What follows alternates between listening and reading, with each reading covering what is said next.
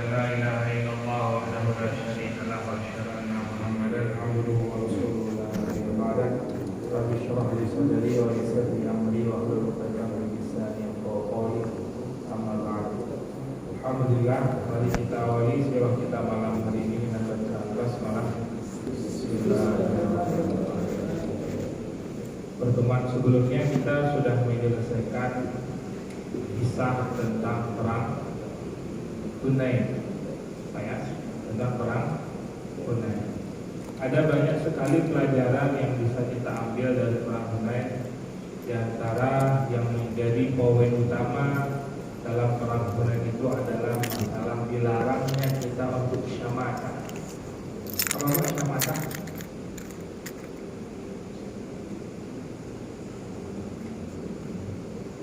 Syamata.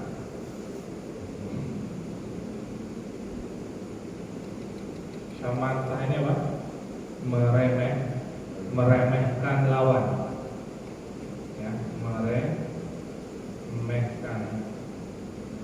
Karena hampir seluruhnya, karena dalam sejarah kaum muslimin dari sebelumnya ini pertama kalinya Rasul membawa pasukan yang cukup besar. Berjumlah berapa? 12.000 pasukan.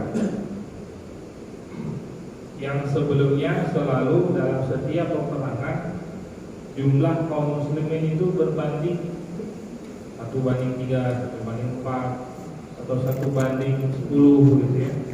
Jadi perbandingannya selalu nggak pernah seimbang.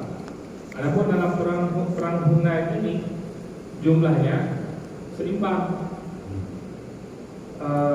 Pasukan Khawazim itu ada 12.000, pasukan muslimin pun 12.000. Maka akibat karena syamata ini, karena meremehkan ini yang mengakibatkan awal dari peperangan Hunain pasukan muslimin mengalami kekalahan. Ditambah lagi pasukan yang awal turun ke bawah dalam lembah Hunain itu adalah kaum muslimin yang baru saja masuk Islam, di mana mereka ketika mendapatkan serangan kocar kacir, keimanan mereka belum kuat, masih ada takut mati, Pak.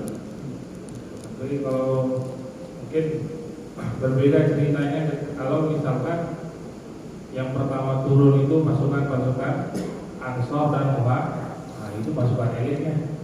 Di mana mati, di situ mereka ada. Kalau yang lainnya lihat serangan dadakan dengan pasukan yang besar juga dari Hawazin. Kemudian pelajaran lainnya adalah bahwa Allah selalu membela kaum muslimin.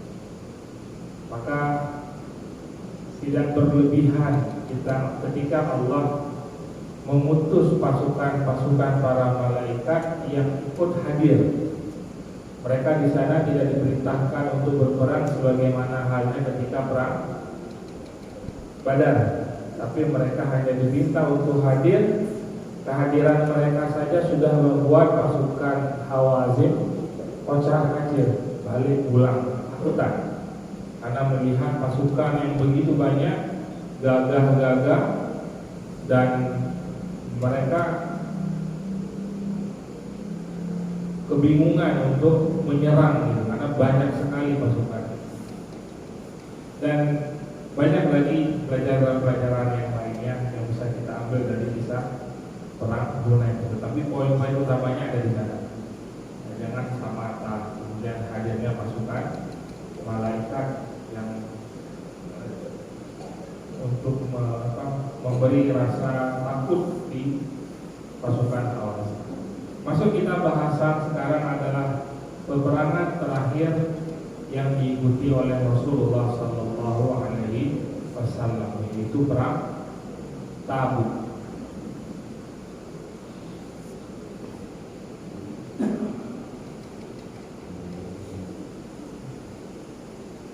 Perang Tabuk satu, mungkin bisa beberapa kali pertemuan untuk perang Tabuk, karena ini perang terakhir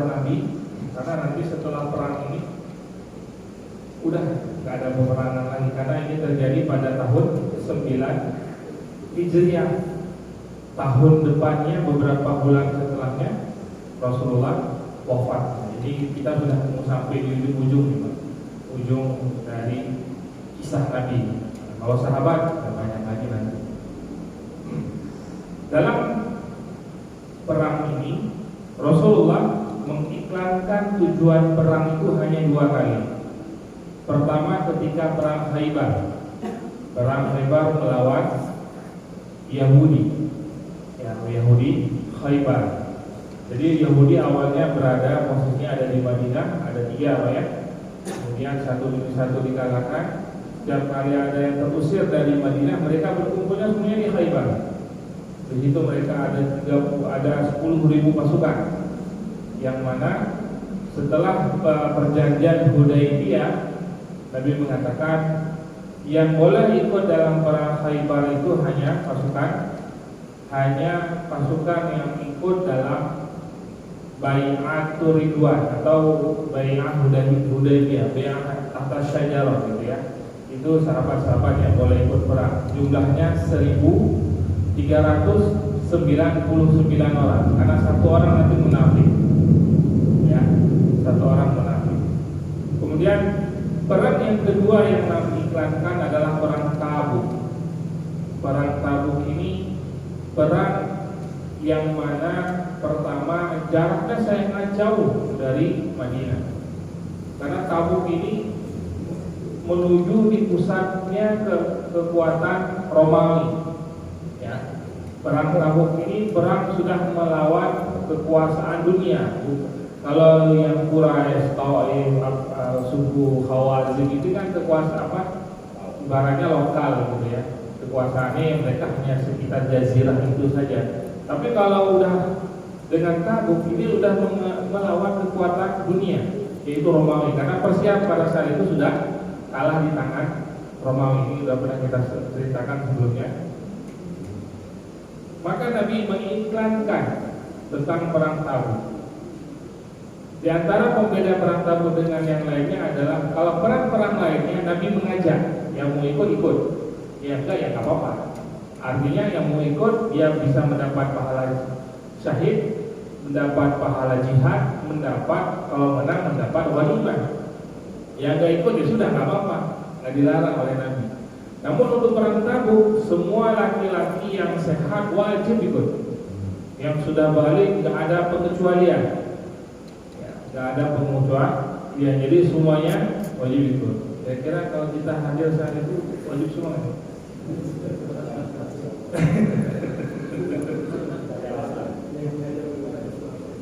Pedang itu kurang lebih beratnya 3-4 kilo. Tameng bajunya ya itu kurang lebih sampai 10 kilo. Baju ya, baju zirah perang itu. Tamengnya ya sekitar 3-4 kilo lah. Pedang kanan, kiri tameng gitu ya, baju. Kira-kira kita yang ditarik, kita yang bawa itu atau itu yang bawa kita? Khawatir belum sampai medan pertempuran dan encok semua. Gitu dulu. Emang kalau kita lihat hari ini Nabi sudah umur 60 Pak. Nabi sudah umur 60 Pak. Jaraknya ketemu Tabuk ratusan kilometer, perjalanan berminggu-minggu. Naik kuda. Kita naik kuda berapa menit tahu Pak? Ini memang PR kita umat ini ya. PR kita Pak ya. PR kita jadi jauh lah ya, jauh kita dengan beliau-beliau, dengan sahabat-sahabat. Kalau kita ingin nyaman jauh sekali. Dari fisik saja kita udah kalah. Maka perang ini wajib diikuti, nggak ada alasan. Nggak ada alasan untuk tidak ikut perang. Nanti ada beberapa pengecualian. Dan perang ini yang terlihat pasukan muslimin akan berhadapan dengan Romawi. Namun dalam perang ini Allah membuka tabir, membuka seluruh wajah-wajah kaum munafikin. Maka para ulama melihat dari cerita perang Tabuk ini, yang terlihat pasukan muslimin akan menyerang pasukan Romawi.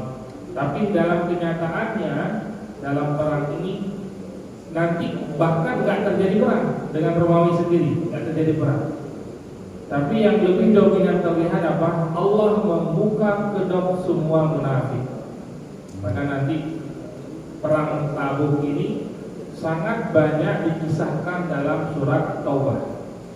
Surat satu-satunya surat dalam Al-Quran yang tidak diawali dengan Bismillah. Jadi akan banyak ayat yang menyinggung, mengisahkan tentang perjalanan perang Tabuk ini. Dari sebelum berangkat perang sudah banyak ayat-ayat yang turun. Maka Nabi mengiklankan perang Tabuk dan mewajibkan seluruh kaum muslimin yang laki-laki untuk ikut perang. Kecuali ada uzur syar'i. Uzur syar'i berarti udah buta, udah tua sekali. Cuma tua ini relatif ya. Kalau dibilang tua zaman itu ya, zaman itu dibilang tua pun nggak pernah nanya umur Pak. Selama masih kuat berkuda, pegang senjata, berangkat. Nah, kalau hari ini kita difilter, diseleksi berapa persen berangkat Pak. Banyak kali yang harus apa namanya? Ditinggalkan di Madinah gitu ya, bisa ikut perang. Maka dan tantangan lagi dalam perang ini terjadi di puncaknya musim panas. Perjalanan jauh, musim panas. Kalau perang Khandaq, waktu perang Khandaq, puncaknya musim dingin. Ingat Pak, yang tengah malam sahabat yang disuruh untuk nyebrang ke sana, kedinginan gitu ya. Ketika Nabi merintahkan yang untuk nyebrang, tiba-tiba langsung hangat badannya. Tapi setelah menyelesaikan tugasnya, dingin lagi. Nah, itulah mukjizat yang cuma para orang-orang yang yakin yang akan dapat melihatnya langsung. Maka dalam perang Tabuk ini terjadi di puncaknya musim panas. Bayang Pak, dengan baju perang, jalan sekian ratus kilometer di tengah musim panas di padang pasir. Jadi sudah komplit sudah ya, sebelum berangkat saja sudah banyak rintangan yang akan dihadapi. Kemudian ditambah lagi musim panas tersebut, beberapa hari lagi akan panen besar kurma. Penduduk Madinah mayoritas adalah petani kurma. 3 hari lagi puncak musim panas. Dan di musim panas tersebut beberapa kurma hanya muncul, hanya panen di musim itu gitu. Sehingga kualitas terbaik ada di musim panas. Maka kurma yang paling bagus itu kurma musim panas. Itu kualitasnya nomor 1. Udah musim panas, mereka mata pencahariannya petani, dan beberapa hari lagi mau panen. Gimana Pak? Berangkat? Apa Pak? Cari alasan apa kita Pak? Itulah Pak ya. Jadi kalau ketika kita bicara tentang Nabi, nggak cukup hanya perjuangannya, bukan hanya beliau saja, tapi sahabat-sahabat pun mendampingi, melewati rintangan yang berat. Maka tidak berlebihan ketika Nabi mengatakan khairul qarni, sebaik-baik zaman itu, sebaik-baik manusia adalah yang hidup sezaman dengan beliau. Karena begitu berat, tapi mereka jarang sekali ngeluh. Hanya beberapa segelintir orang saja yang munafik, kan nggak seberapa. Tapi ya walaupun akan rusak gitu ya. Namun sahabat-sahabat yang mereka ngeluh, kata Nabi berangkat. Nggak ada mikir-mikir panjang-panjang. Kalau kata Nabi udah jihad. Makanya kadang orang bertanya, enaknya hidup zaman Nabi. Pertanyaannya, kira-kira kita hidup zaman Nabi ada di posisi mana? Berteman dengan Abu Jahal, Abu Lahab, atau bersama Nabi, atau bersama Abdullah bin Ubay bin Lalu jangan-jangan kita ada di posisi itu, alhamdulillah.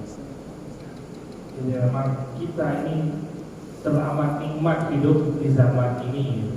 Kita tinggal menikmati, tinggal menjalankan apa yang sudah Nabi ajar. Kita ikut aja.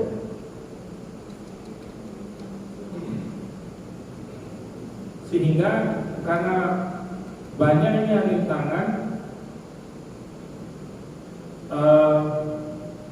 membuat khususnya orang munafik mencari-cari alasan bagaimana cara mereka tidak berangkat untuk jihad, sedangkan Nabi sudah mewajibkan. Maka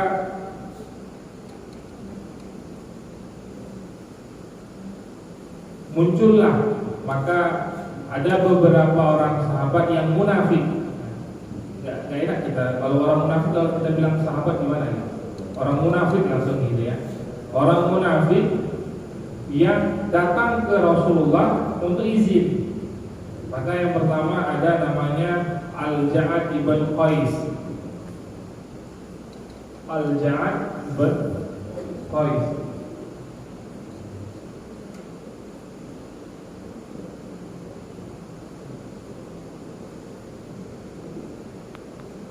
Ada yang masih ingat nggak nama ini? Ini udah pernah kita sebut, tapi lumayan lama. Ini orang yang ketika Bai'atul Ridwan sembunyi di belakang onta merah. Ingat Pak? Lupa juga. Kan yang ikut dalam perjanjian Hudaybiyah ada 1.400 orang. 1.400 orang dihadang oleh Quraisy, tidak boleh masuk ke Mekah untuk melaksanakan haji. Maka terjadilah perjanjian Hudaybiyah.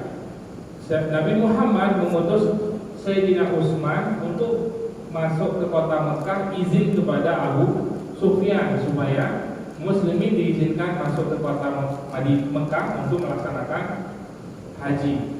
Maka ketika Sayyidina Utsman masuk ke sana, berarti tinggal di sini 1.399. Sayyidina Utsman tak kunjung keluar.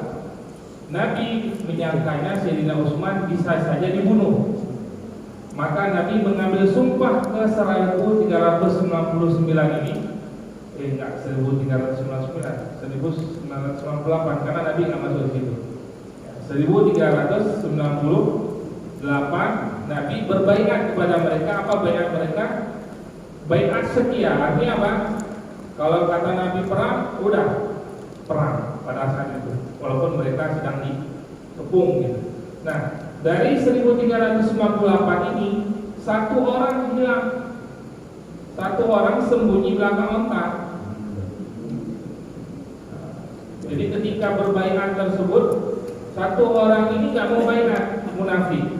Inilah orang yang namanya Al-Ja'ad ibn Qais. Kata Nabi, semua yang berbaiat Ridwan semua masuk surga, kecuali orang yang sembunyi belakang onta merah. Jadi Nabi sudah ini orang yang Al-Ja'ad ibn Qais. Maka dia datang kepada Nabi izin. Nah ini unik Pak alasannya. Kata dia, ya Rasulullah, engkau tahu aku ini lemah dengan perempuan. Aku ini fitnahnya adalah perempuan. Adapun Romawi, perempuannya cantik-cantik. Maka izinkan saya untuk tidak ikut perang, karena nanti perempuan Romawi itu bisa menggoda saya, bisa mempengaruhi saya. Coba lihat, orang munafik alasannya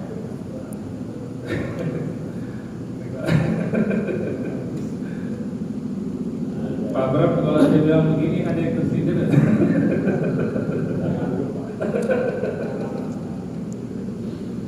Jadi Al-Qa'ad ini, Al-Ja'ad ini izinnya seperti itu kepada Nabi. Ya, saya khawatir ya Rasulullah, perempuan Romawi itu nanti menggoda saya. Padahal orang mau perang tapi itulah orang munafik ya. Kata Nabi, perang juga, tapi nggak disampaikan. Tapi dalam kisahnya disebutin, kamu ikut perang juga nggak ada gunanya. Gitu. Ya udah, nggak usah ikut. Gitu. Tapi nanti Nabi kena tegur. Nabi kena tegur karena mengizinkan orang-orang seperti ini izin dengan alasan-alasan yang sebenarnya ibu itu nggak alasan yang kuat gitu ya. Mestinya dia wajib ikut juga gitu. Tapi kan mungkin Nabi melihat dulu dia waktu perjanjian Hudaybiyah sembunyi belakang ontak, nggak mau bayar. Jadi percuma juga dia ikut. Jangan-jangan nanti ikut pun akan jadi penyakit dalam pasukan seperti halnya ketika perang Uhud, Pak. Ketika perang Uhud kan pasukan muslimin berapa? 1000 berapa? Ada 700, ada 300, ada 1000 kan pasukan muslimin ada 1000. 300 berhasil di muter balik gitu ya. Pasukannya kabur dari pasukan, keluar barisan karena pengaruh orang munafik. Nanti khawatir ini juga nanti jangan-jangan karena pengaruh orang-orang munafik ini perjalanan Tabuk jauh, pasukannya besar, nanti ada orang yang terpengaruhi. Makanya nanti ya sudah, kamu nggak ikut, nggak usah apa-apa. Cuma itu tadi alasannya karena perempuan. Kemudian maka Nabi bongkar, maka Allah bongkar kemunafikan Al-Jah ini. Allah sebutkan dalam surat At-Taubah, surah yang ke-9 ayat 49. Boleh lihat Pak? Surat Taubah, surah yang ke-9 ayat 49.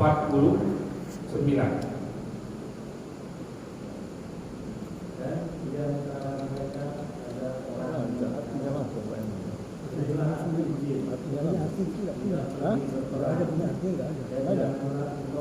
Kan Quran banyak banyak. Ketahuilah bahwa mereka telah terjerumus ke dalam fitnah dan sungguh Bukan manusia, Pak. Meliputi orang-orang yang Ini yang manusia. Menghadapinya banyak. ada beberapa poin penting Pak di sini Pak. Ini ancaman, ayat ini surat ancaman, ayat ancaman. Yang pertama, ketika mereka berbohong, ketika mereka mengutarakan alasan tersebut, padahal alasan yang ada. Kemudian yang berikutnya poinnya adalah dan sungguh jahanam meliputi orang-orang kafir. Padahal dia muslim Pak. Al-Jah ini muslim tapi munafik. Tapi Allah menyebutkan dalam ayat ini dia bagian dari orang-orang kafir. Kan ngeri. Makanya munafik ini membahayakan. Kita nggak bisa langsung bunuh dia ketika dia berada di samping kita. Kehati-hatian gitu. Karena Nabi pun nggak langsung membunuh orang munafik, nggak langsung mengeksekusi gitu. Tapi khawatir nanti disebut Muhammad membunuh umat sahabatnya.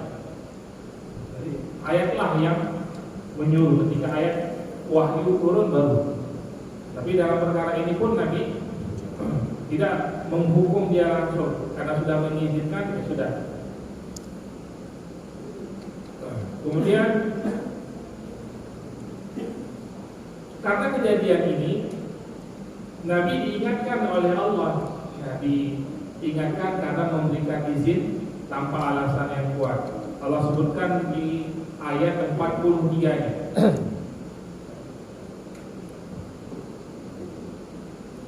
Allah memaafkanmu Muhammad. Mengapa engkau memberi izin kepada mereka untuk tidak pergi berperang sebelum jelas bagimu orang-orang yang benar-benar berhalangan dan sebelum engkau mengetahui orang-orang yang berdosa. Jadi Nabi diingatkan oleh Allah jangan memberikan izin terlebih dahulu sebelum jelas perkara izinnya. Ketika dia benar-benar berhalangan ada uzur syar'i maka izinkan. Tapi ketika tidak ada jangan izinkan. Tapi Allah telah mengawali ayat dengan afallah. Allah telah memberi maaf kepada Nabi atas kekeliruan beliau. Kemudian orang yang kedua minta izin kepada Nabi adalah Abdullah bin Ubay bin Salul. Siapa ini Pak? Pimpinan munafik. Dia datang kepada Nabi.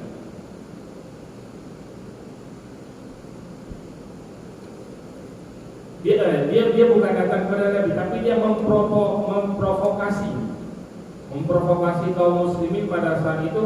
Udah mau usah ikut jihad ke Tabuk, lagi musim panas, nggak kuat kalian berangkat ke sana. Kurma mau panen, sayang. Kalau nggak dipanen nanti pulang dari perang Tabuk itu kurma udah pada jatuh, nanti udah nggak ada harganya.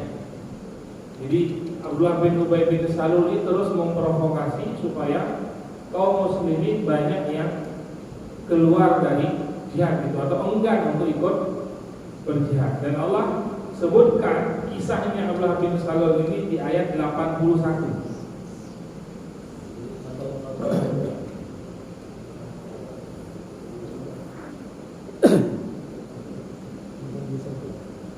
Orang-orang yang ditinggalkan tidak ikut berperang merasa gembira dengan duduk-duduk diam sepeninggal Rasulullah. Mereka tidak suka berjihad dengan harta dan jiwa mereka di jalan Allah, dan mereka berkata, janganlah kamu berangkat pergi berperang dalam panas terik ini. Katakanlah Muhammad, api neraka jahanam lebih panas jika mereka mengetahui. Rio ya. Itu penutup ayatnya dari api neraka jahanam jauh lebih panas daripada terik matahari. Maka seluruh orang-orang munafik terus seperti itu, Pak, yang memberikan alasan-alasan yang tidak kuat untuk tidak ikut berperang. Berbeda halnya dengan orang-orang mukmin. Maka orang-orang mukmin ada yang datang kepada Rasulullah meminta izin ingin ikut perang sambil menangis. Karena orang-orang yang untuk perang, Pak, itu butuh bekal banyak. Jadi kalau hari ini kita sudah diorganisir, dibiayai oleh negara, berangkat aja gitu ya pasukannya. Tapi zaman itu pasukan muslimin yang ingin berjihad, mereka senjatanya sendiri, ontanya sendiri, makanannya sendiri, semua biaya perjalanan itu menanggung biaya sendiri. Maka orang-orang yang tidak mampu untuk melakukan, yang tidak punya harta untuk membeli senjata, membeli kendaraan, onta ataupun kuda gitu, maka mereka diizinkan, itu masuk dalam uzur syar'i. Masuk dalam uzur syar'i. Tapi orang-orang yang beriman, ketika dia punya alasan, sebenarnya ketika datang kepada Nabi izin gak ikut pun boleh, karena ada uzur syar'i, gak ada harta. Tapi mereka datang kepada Nabi bukan izin untuk tidak ikut. Datang kepada Nabi, ya Rasulullah, kami ingin ikut, tolong bantu kami. Tolong bantu kami, gimana caranya kami bisa ikut. Dan itu cukup banyak orang sahabat-sahabat yang termasuk dalam golongan orang-orang miskin, sehingga mereka secara khusus datang kepada Nabi merayu gitu ya, tolong bantu ya Rasul, bagaimana caranya. Sebutkan dalam riwayat diantaranya namanya adalah Salim bin Umair, sahabat mulia Salim bin Umair. Ya Rasul, kami mau jihad, mintalah muslimin bantuan buat kami. Maka karena banyaknya sahabat-sahabat yang kurang mampu yang ingin ikut berjihad, pada saat itu Nabi mengumumkan, bersedekahlah wahai muslim, bersedekahlah, berikan harta-hartamu bagi orang-orang yang tidak mampu untuk bisa mereka ikut berjihad. Karena dalam perang itu butuh makanan, butuh minuman, butuh bekal. Dan mereka biasanya tidak hanya membawa satu tunggangan, kadang-kadang membawa 3. Ya seperti kisahnya Khalid bin Walid, ya, dia membawa pedangnya saja dia bawa berapa, Pak? Ketika perang apa tuh kemarin?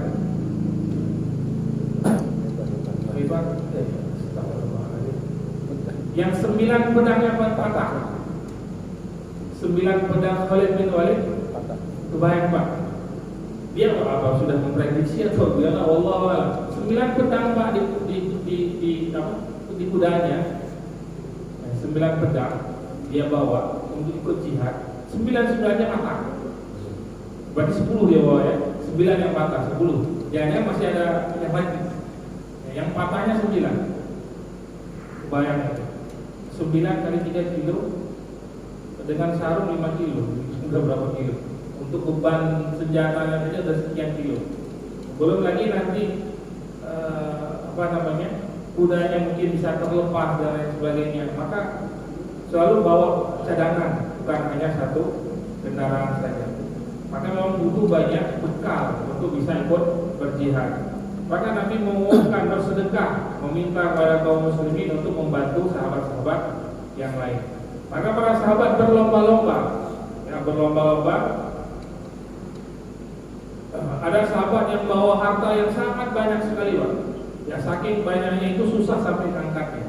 Kalau ibarat kita hari ini Pak ngumpulin hartanya gitu ya, berkarung-karung dibawa dipangkul, saking susahnya dibawa ke hadapan Rasul, diserahkan kepada Nabi supaya membantu para sahabat-sahabat yang kurang mampu untuk bisa berangkat berjihad.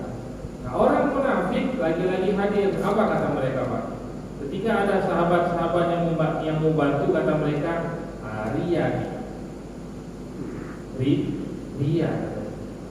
Nah, kalau ada orang-orang yang seperti itu hari ini Pak, jangan harap Pak. Zaman Nabi pun sudah ada. Ketika kita berlomba-lomba ingin membantu sahabat kita yang kesusahan, tapi yang keluar dari lisannya Pak, ria nih. Sombong nih. Tapi dia keikutan gitu. Maka nggak usah diladenin karena ini bagian dari ciri-ciri orang munafik. Jadi seperti itu aja, sederhana aja. Biar plong hati kita Pak. Udah ini kita bantu, malah dibilang yang macam-macam gitu ya. Maka orang-orang munafik terus seperti itu. Yang ada sahabat yang bawa banyak sampai mereka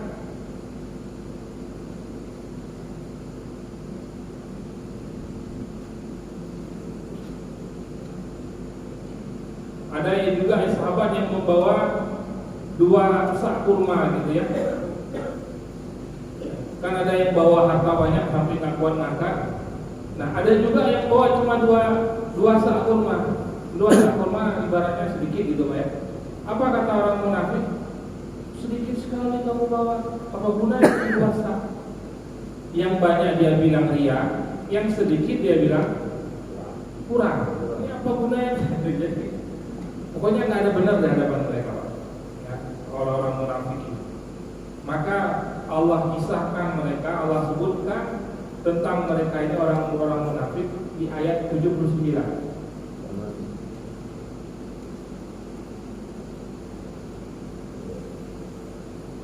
Orang-orang munafik yaitu mereka yang mencela orang-orang beriman, yang memberikan sedekah dengan sukarela, dan yang mencela orang-orang yang hanya memperoleh untuk disedekahkan. Orang ujian munafik mana? Kesanggupan. Dia munafik, bapak dia munafik mana? Maka orang-orang munafik itu menghina mereka. Allah akan membalas penghinaan mereka dan mereka akan mendapat azab yang pedih. Nah ini, jadi setiap perilaku mereka turun ayat. Ada perilaku mereka yang tak punya langsung turun ayat.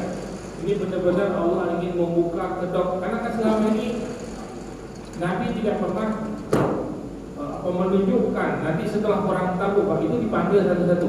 Kamu berdiri, ini berdiri, ini berdiri. Ini semua kulluhum munafiqun. Nanti setelah pulang dari perang Tabuk itu satu-satu Pak, disuruh berdiri Pak. Jadi antara seluruh sahabat semuanya yang munafik itu disebut oleh Nabi namanya satu demi satu. Tapi nanti setelah perang Tabuk.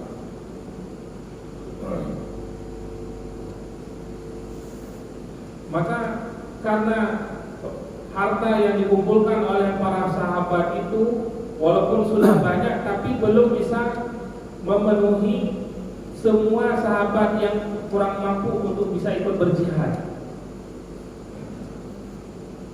Sehingga Nabi meminta kepada sahabat-sahabat yang belum dapat bantuan kepada mereka untuk kembali pulang. Dan mereka pulang dengan derai air mata. Kenapa? Ya, kami nggak bisa ikut. Pulang bukan karena senang disuruh dilarang ikut jihad oleh Nabi, bukan senang, tapi nangis Pak, karena nggak bisa dapat jihad bersama Rasul. Maka oleh karena itu para sahabat-sahabat itu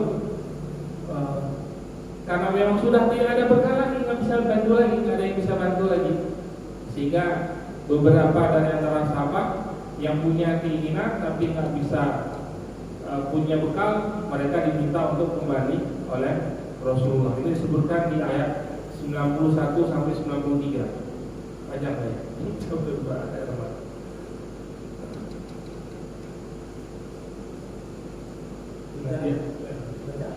Boleh Pak? Panjangnya apa? Tidak ada dosa karena tidak pergi berperang atas orang yang lemah, orang yang sakit, dan orang yang tidak memperoleh apa yang akan mereka dapatkan. Apabila mereka berlaku ikhlas kepada Allah dan Rasulnya, tidak ada alasan apapun untuk menyalahkan apapun, untuk menyalahkan orang-orang yang berbuat baik. Dan Allah Maha Pengampun, Maha Penyayang. Dan tidak ada pula dosa Ini Quran lama dua jadi cari bambu dan harus dipotong, lepaskan aku tidak memperoleh kendaraan untuk membawamu, lalu mereka bambu dari jalan dan banyak bambu buat dengan air mata ada karena sedih, disebabkan mereka tidak memperoleh apa yang akan mereka pakai bapak tadi sebenarnya untuk berperang. maksudnya Sesungguhnya alasan untuk menyalahkan hanyalah perkara orang-orang yang meminta izin kepadamu untuk tidak ikut berperang. Padahal mereka orang kaya, mereka rela berada bersama orang-orang yang tidak ikut berperang. Dan Allah memiliki hati mereka sehingga mereka tidak mengetahui akibat perbuatan mereka. Udah orang-orang munafik yang di sini itu sebenarnya mereka orang-orang yang punya harta, sanggup mereka untuk bisa berangkat. Ini yang dicintai jihad. Iya. Tapi mereka minta untuk tidak Cinta bisa sama berangkat. ini bisa Ya, begini. tapi ada orang punya kewajibannya berlomba-lomba bagaimana cara bisa berangkat jihad. Maka para sahabat yang tadi mengumpulkan harta karena sudah tidak ada lagi, maka akhirnya Sayyidina Umar datang kepada Nabi hari itu. Beliau mengatakan seperti ini, kalimat Sayyidina Umar, hari ini akan saya kalahkan Abu Bakar. Selama ini, maksudnya apa? Karena Sayyidina Umar membawa setengah hartanya, Pak. Harta yang beliau punya dibawa seluruhnya ke hadapan Nabi, dan itu jumlahnya setengahnya. Dan Sayyidina Umar merasa itu udah banyak banget. Karena selama ini Sayyidina Umar selalu kalah ketika bersaing masalah hal ibadah dengan Sayyidina Abu Bakar. Maka kata jemaah, hari ini aku kalahkan Sayyidina Abu Bakar. Pasti saya lebih banyak. Maka ketika di hadapan Nabi, karena banyaknya, Nabi tanya, wahai Umar, apa yang kau tinggalkan buat keluargamu? Ya Rasulullah, untuk keluargaku masih ada setengah lagi seperti ini. Artinya masih ada sebanyak seperti yang saya bawa saat ini di hadapanmu. Kemudian pada saat itu gak lama berselang, Sayyidina Umar masih berada dalam majlis bersama Rasulullah. Datang Sayyidina Abu Bakar membawa juga harta yang sangat banyak. Nabi juga bertanya kepada Sayyidina Abu Bakar, wahai Abu Bakar, apa yang kau tinggalkan buat keluargamu? Cukup bagiku Allah dan Rasul yang kutinggalkan buat keluarga. Bagaimana Pak? Maka tidak berlebihan ketika ditimbang imannya Sayyidina Abu Bakar dengan seluruh umat muslimin yang pernah hidup, maka imannya Sayyidina Abu Bakar jauh lebih berat timbangannya. Maka pada saat itu Sayyidina Umar mengatakan, maka hari ini dan selamanya aku tidak akan pernah bisa mengalahkan Sayyidina Abu Bakar. Karena yang beliau tinggalkan hanya Allah dan Rasulnya. Artinya apa? Tidak ada lagi sisa di rumahnya, dibawa semuanya. Karena yakinnya dengan jihad ini, dengan risalah yang dibawa oleh Nabi Muhammad. Sayyidina Abu Bakar bukan orang sembarangan, Pak. Ini orang kayanya Mekah nih, pengusaha sukses. Ya, di antara pengusaha besar Mekah itu salah satunya adalah Sayyidina Abu Bakar.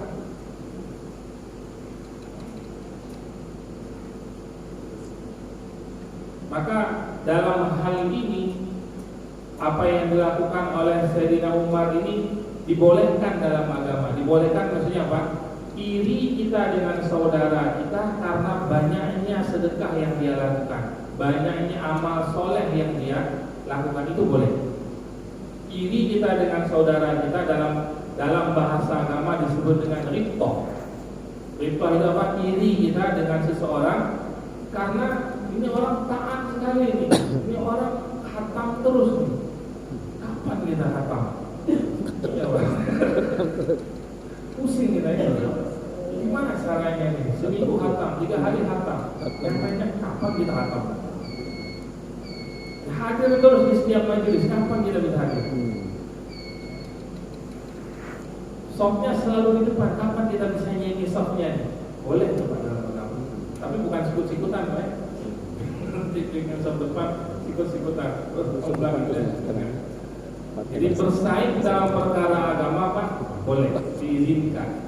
Cemburu kita dengan saudara kita yang amal yang kita lihat dia lebih soleh dibandingkan kita, boleh. Supaya apa? Memicu diri kita untuk bisa menjadi lebih baik.